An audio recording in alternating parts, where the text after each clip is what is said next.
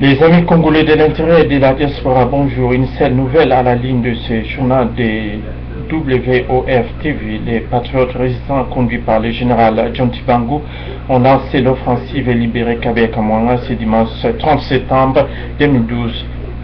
Déroute totale des forces négatives stationnées à Kabé Kamwanga.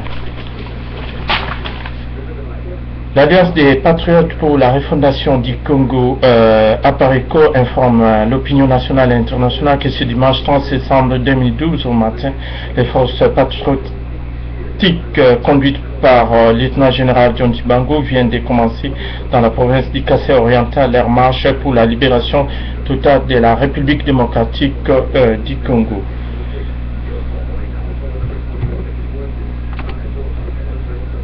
La première bataille vient d'avoir lieu à Kabé Kamwanga qui est tombée ce dimanche matin.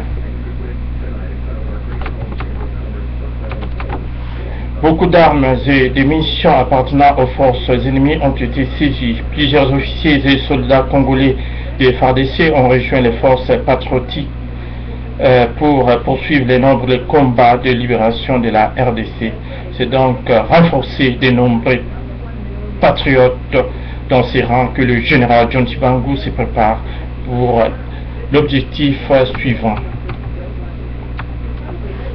Suite à l'échec patent du mini-sommet des pays de la région des Grands Lacs africains initié par le secrétaire général de l'ONU et au vu de la gravité de la situation politique, sécuritaire, économique, sociale et humanitaire de notre pays, les patriotes et résistants estiment qu'il est plus que le temps pour que tous les peuples congolais en tirent les conséquences qui s'imposent. En effet, comme tous les Congolais, ils avaient espéré un début de solution de ces mini-sommets spéciaux à New York au sujet des agressions répétées de la RDC par les Rwandais. Mais ils ont été plutôt outrés par l'indifférence dont a fait la montre la communauté internationale face aux misères du peuple congolais. Par conséquent, les officiers et militaires patriotes congolais de tous bords ont chargé le président national de l'APARECO de prévenir le monde entier que désormais le peuple congolais se prend lui-même en charge pour la libération totale de son pays. Les mascarades successives qui ont longtemps bercé les Congolais dans l'illusion que notre pays pourrait retrouver la paix par des voies dites pacifiques, mais instrumentalisées par ceux-là même qui occupent notre pays et les lobbies internationaux qui les soutiennent ont non seulement prouvé leurs limites par leurs échecs récurrents, mais ils ont malheureusement aussi permis aux ennemis du peuple congolais de progresser dans leur plan finesse d'occupation et de balkanisation de la RDC.